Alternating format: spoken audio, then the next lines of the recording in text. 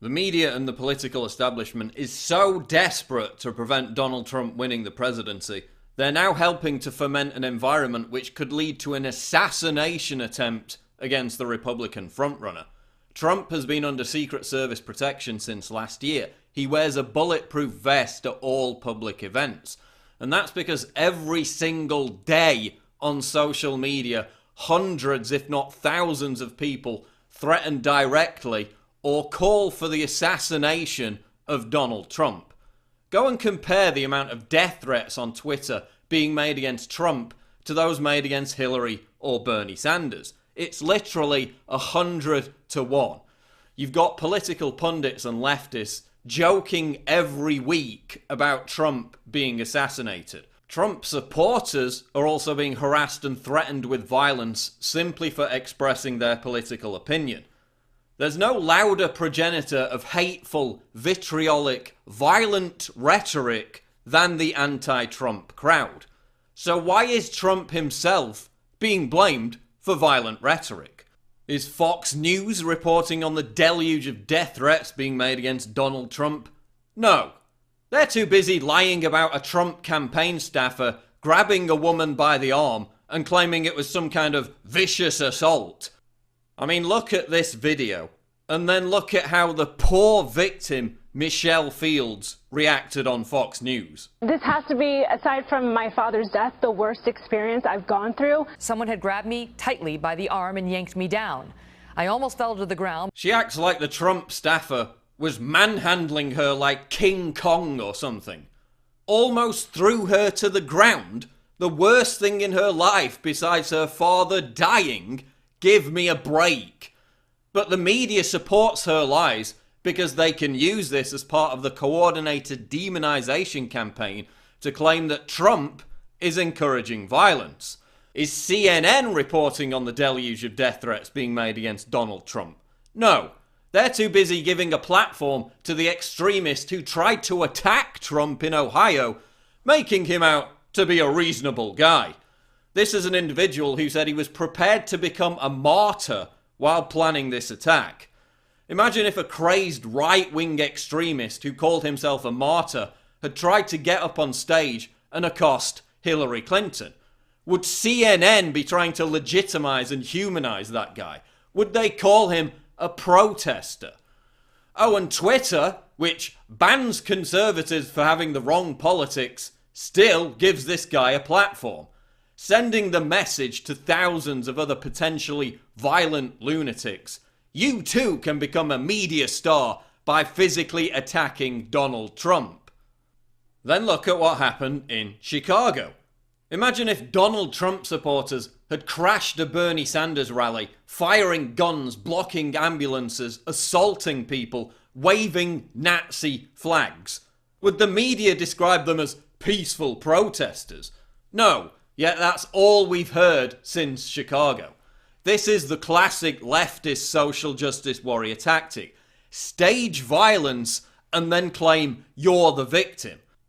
The Washington Post even lies and claims Trump cooked up a giant conspiracy to sabotage his own event in Chicago. Like he controls the George Soros-funded radicals who caused the mayhem. This is the narrative we see being pushed. Violence is justified because you don't have to take responsibility for it. Just blame Donald Trump. Every major politician and media figurehead on both the left and right unified simultaneously to promote this mantra that Trump's rhetoric is responsible for the violence, when he's the target of the violence. And yes, Trump has made some stupid comments where he jokes about wanting to punch agitators in the face. But the climate of violence and intimidation now sweeping America has nothing to do with Donald Trump. It has everything to do with the president who said that what happened in Ferguson was an understandable form of protest. Understandable? Michael Brown, a thug who charged out and tried to grab a cop's gun, it's legitimate to protest that by burning and looting an entire city. I also blame the media, the likes of Time magazine, for asserting that violent rioting is a legitimate form of protest, a message that was acted upon by the thugs who ransacked Baltimore. I blame the media for parroting the hands up, don't shoot hoax that fueled the Ferguson unrest. I blame Hillary Clinton, the New York Times, and the political class for anointing Black Lives Matter as a respectable political movement. This is a racist hate group that has called for killing cops.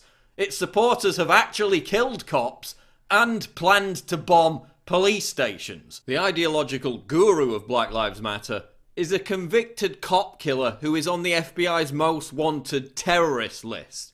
These are the people who are to blame for inciting violence, not Donald Trump. As Breitbart's Raheem Kassan points out, the media's role in sending out a green light to every lunatic that it's legitimate to try and attack Trump is part of a dirty tricks campaign.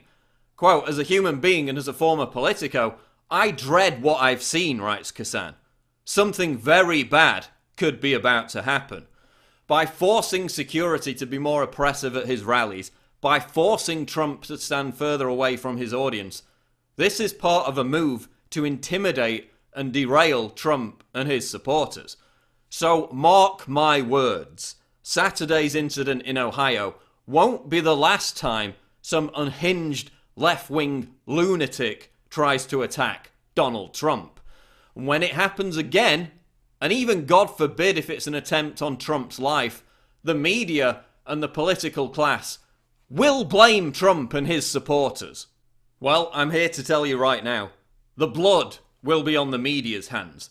They're the ones who are inciting violence by encouraging mentally unstable people to attack Trump. They created this environment which has venerated violence and intimidation by characterizing it as a legitimate form of protest.